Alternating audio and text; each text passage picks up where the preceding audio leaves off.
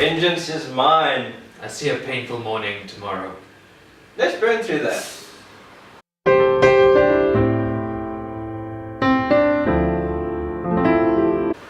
Hi, I'm Dax. And I'm Nick. Welcome to the Coal Room, our rugby YouTube chat show, and we've got a fireplace.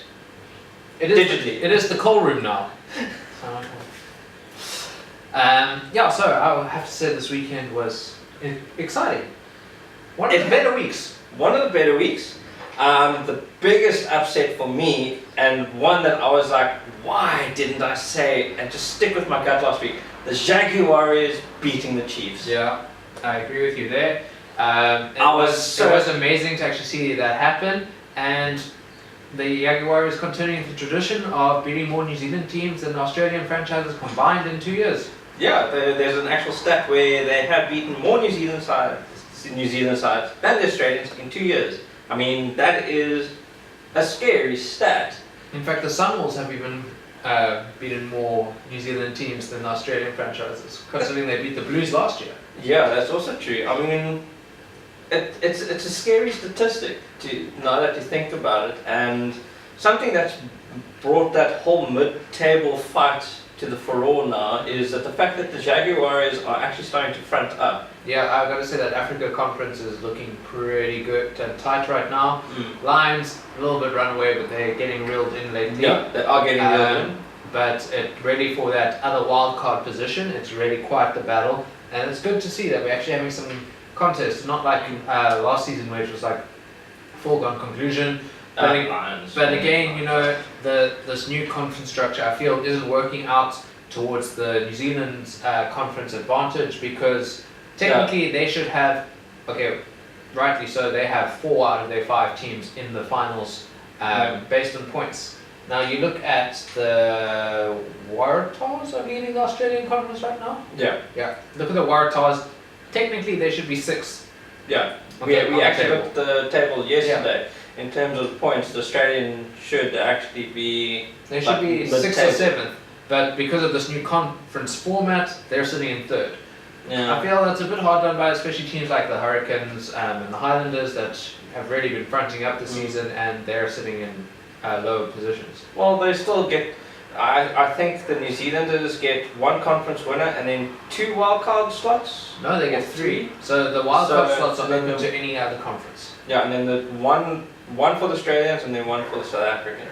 Well, theoretically, you could have all the New Zealand franchises in the wildcard slots. Well, it's just the Blues aren't performing. Yeah, they're near the bottom of the table, unfortunately, although they did have a good win this weekend. Yes. Much needed for their confidence, but I mean, a little too late for them. I don't think they're going to get to any playoff berths unless the Chiefs, Hurricanes and the Highlanders really start struggling. I would say unless the Africa Conference implodes completely. That too. Which is unlikely considering there's so many derbies happening towards the end of the season. Yeah. So I can't see that going in that direction. But I think we're shaping up to quite a good middle table contest. Yeah, it is definitely. The weekend games were a lot better caliber-wise. I mean, I thought we saw a lot more running rugby than we have been, except for the Jaguars-Chiefs game, which was a little bit more test-like. But again, that's the Argentinian strength, is in their forwards, in that bash ball, their scrum dominance. It's good to see them getting that back and getting their discipline in check. Because I always said, if their discipline was in check, they would be contenders. They'll be good contenders. And I mean, the Chiefs got 2 players sent off. Yeah. One stage having 13 players on the park. I mean, the Jaguars capitalized on that. I mean, that's fantastic for them to do that, and a lot more teams need to do that.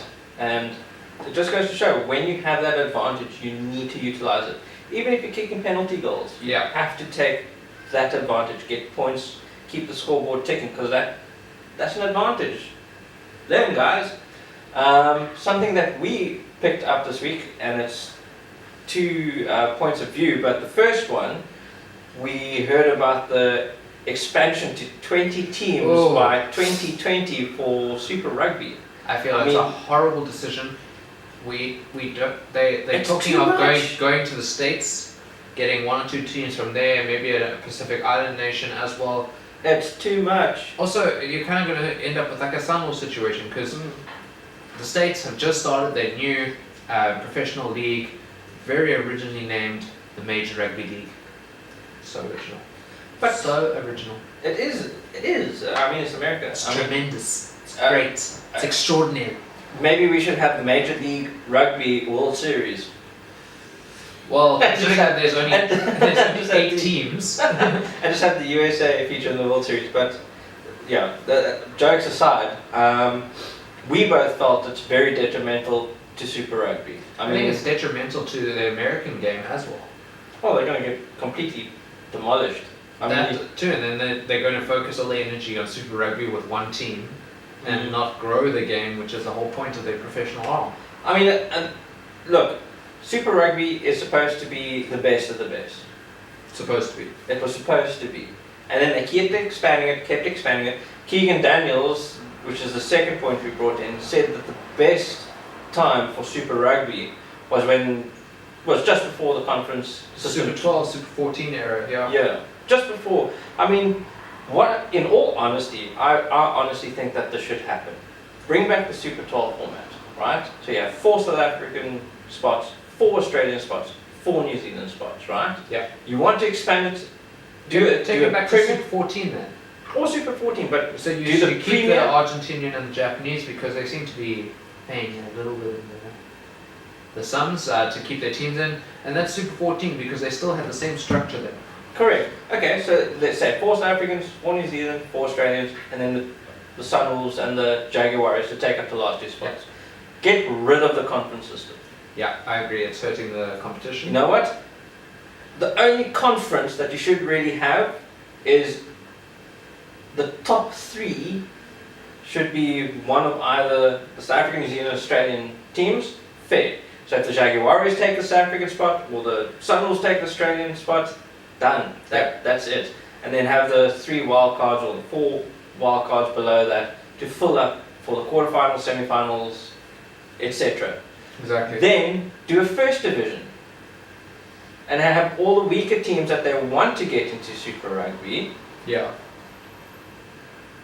And get promotion them relegation kind of system going. correct, Yeah. and then the bottom 2 finishing teams get subbed out, or the bottom 3, kind of like Like soccer, yeah, Like like soccer. the Premier League. Bottom 2 automatic relegation, third plays a playoff game.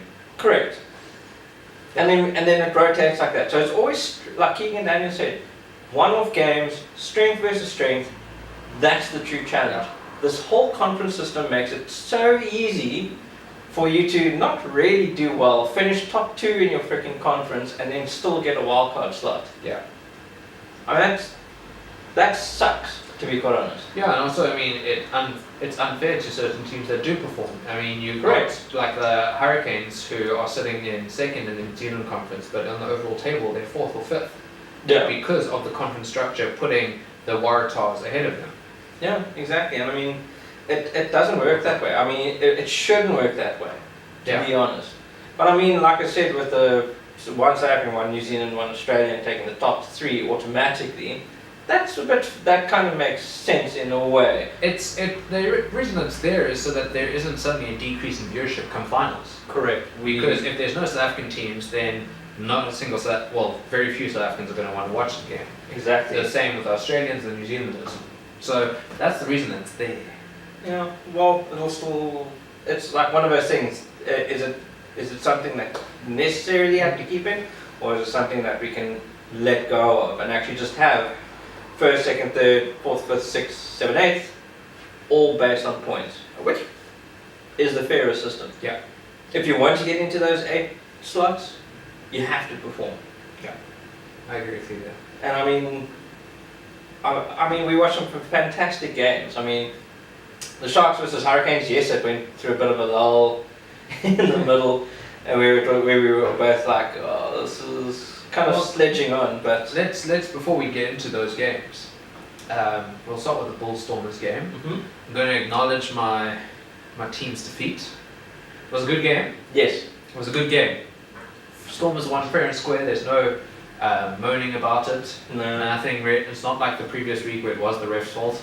It was a good game. Both teams played really well. It was lead was changed a couple of times. yeah, It was a fantastic game of rugby, but No, I'm a man of my word. don't do it now, because like my experience, you won't be able to talk for the rest of the show. Yes, but I still got to fill this up. So fill this up, but he'll definitely take that at the end of the show.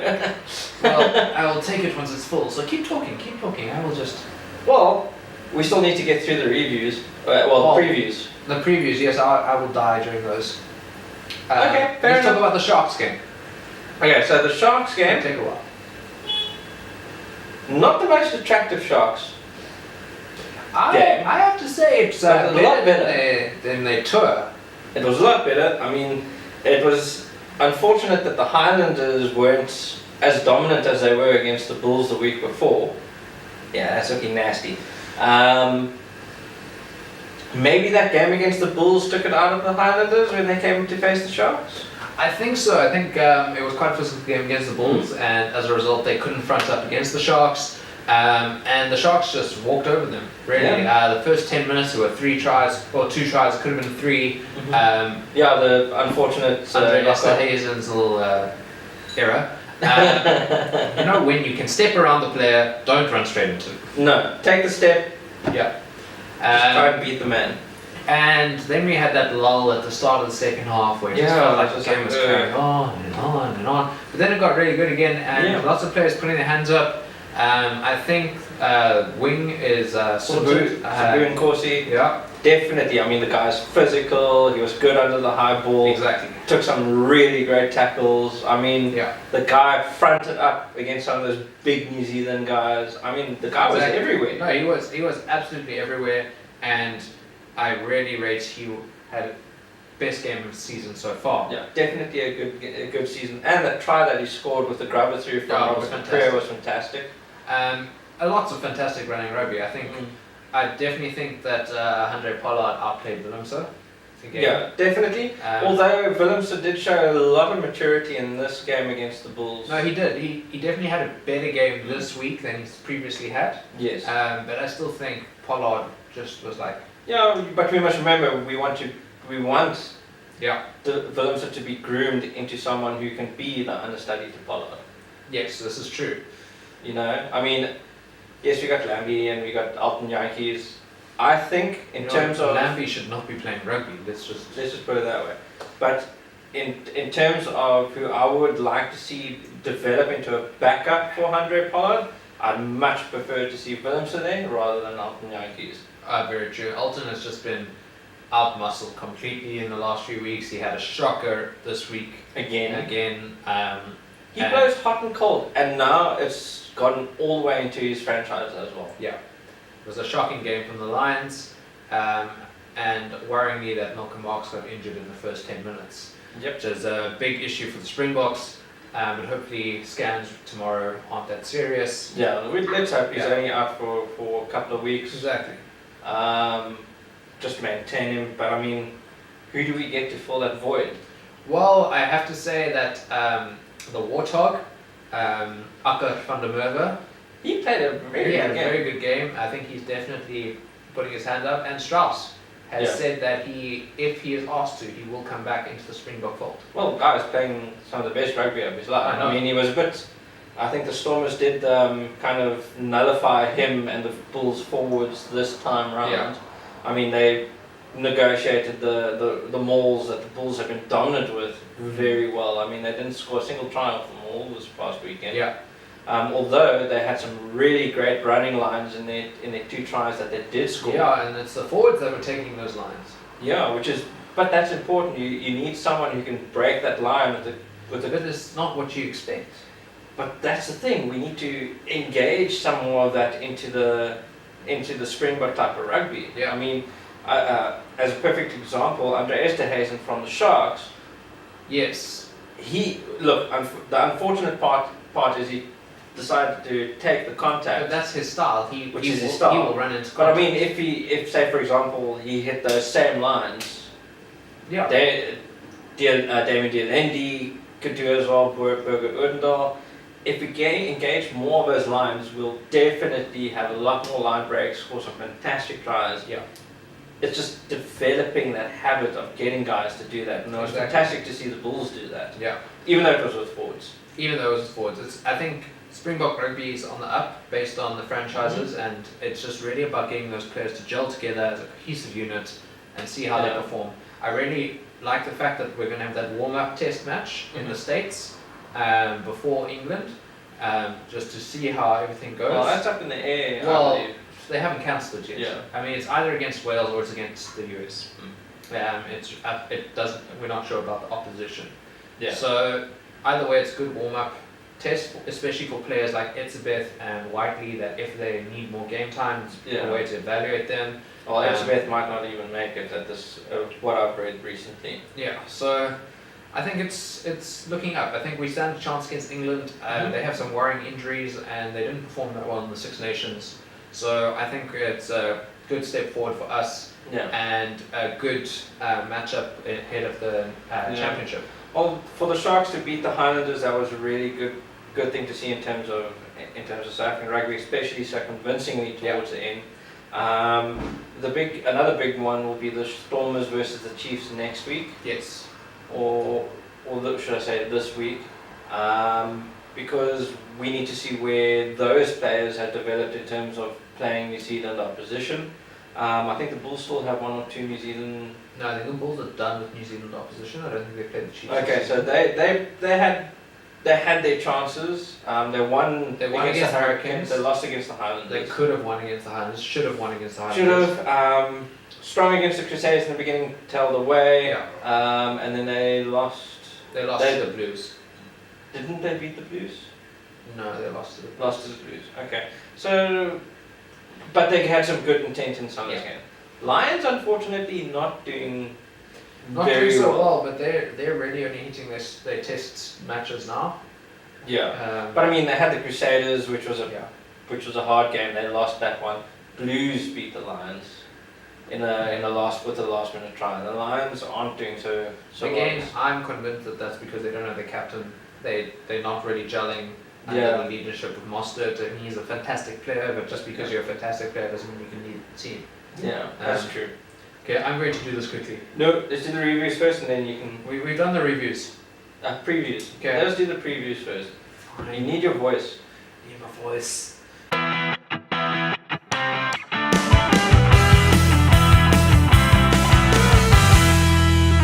Okay, first game for round 13 now.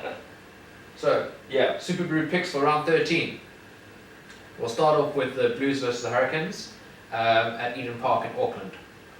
Yeah, the Blues off a good win, Hurricanes off a good win. Hurricanes are having a fantastic season, played 9-1-8. Yeah, so Hurricanes for me, I think even though the Blues are at home, they're going to be a better side. They've shown some really, really good intent with Bowden Barrett and Geordie Barrett. Yeah. Stronger team, I think the Hurricanes are going to win that by 5. I agree. Maybe a little bit more. Maybe a little bit more, but I mean, Blues at home, yeah, they should front up a little bit. Then we go to Saturday, Sunwolves versus Reds. I don't think there's going to be anything to upset. Ooh, 5 in the morning, sorry. Yeah, there's nothing going to really upset or break the unfortunate bogey of the Sunwolves having lost all their games so far. Yep. I think the Reds, even though they've not been that convincing, will probably win this one. Yeah, I agree. Not by a big amount though. Then we've got the Crusaders versus the Waratahs. Crusaders, I don't think the Waratahs stand. Yeah, just based on Australia's lack of oomph. Well, they've had no dominance over any New Zealand team over the last 2-3 seasons. So I don't think that trend's going to change now, especially with the Crusaders. And now we've got an interesting one. The Highlanders travelling back against the Lions. This could be the Lions' chance. It could be the Lions' chance, especially what happened with against the Sharks. I mean, 2 physical games, the Bulls and the Sharks straight after each other. I think they are going to be feeling it, and travel factor. I mean, it is exhausting traveling that way.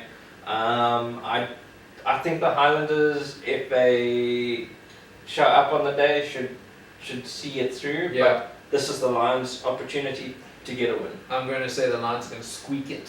3. Yeah.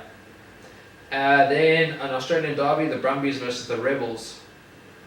Oof, Brumbies is at the bottom of the log on the Australian conference, I believe. Yes, the Rebels aren't that far ahead. The Rebels aren't that far ahead. I mean, this is. Should we do a like a coin toss? I rate the Rebels have got this. Guinea is back. Yes. I- Okay, Kenya with Kenya back, I think that might change the tide a little bit. I'll give it the Rebels, but it's gonna be like a test match Yeah. type game, It's like going to be 3 very 5 tight. points. It's either going to be super tight or like blowing out the water. Yeah, I think it's gonna be close. Then Stormers versus Chiefs. Well, Stormers at home, unbeaten at home, convincing wins over overseas oppositions. So beating the Blues, beating the Reds, a really, really good solid win over the Bulls. I'd like to see the Stormers' chances here, and it will show us where they are as a team against a side like the Chiefs, especially Yeah. considering the Chiefs are coming off a loss. I agree with you. It's going to be a real tester, but you know my philosophy. Anyone but the Stormers. I know, but look, if the Stormers do what the Jaguars do and Yeah. direct and take it to them, I mean, the Stormers pack is on the up now. I mean, the pace of Noche did make dividends Yes. this past weekend. Khaleesi had a better game Yes. under his normal circumstances. Peter Steph Toya has been fantastic week in and week out. If they direct, I don't see the Chiefs posing too much of a threat, and the defensive line is starting to get really improve. And then finally, Bulls versus Sharks at Loftus. Whew. Okay, so vast improvement for the Bulls the week before. Unfortunate to lose against the Highlanders. Bit dominated by the Stormers this past But week. still a good game. But still a good game. If they can get the good bits out of those two defeats at Loftus, I should say the Bulls, but the Sharks had a really, really good game They did have against a the good game. Highlanders. It's going to be a close one, I think. I think so this is too. probably going to be a true South African derby. It's going to be. It's going to be another Springbok trial. Definitely. Because it's Loftus, Bulls at home, I'll say it by 3 points. Yeah, I would say the same thing. So I think that's it. Yeah. Do you want to ching? Dink it? Dink it and sink it. That's not trademarked, is it? I don't know, but thank you, Red and Link. Dink it and sink it.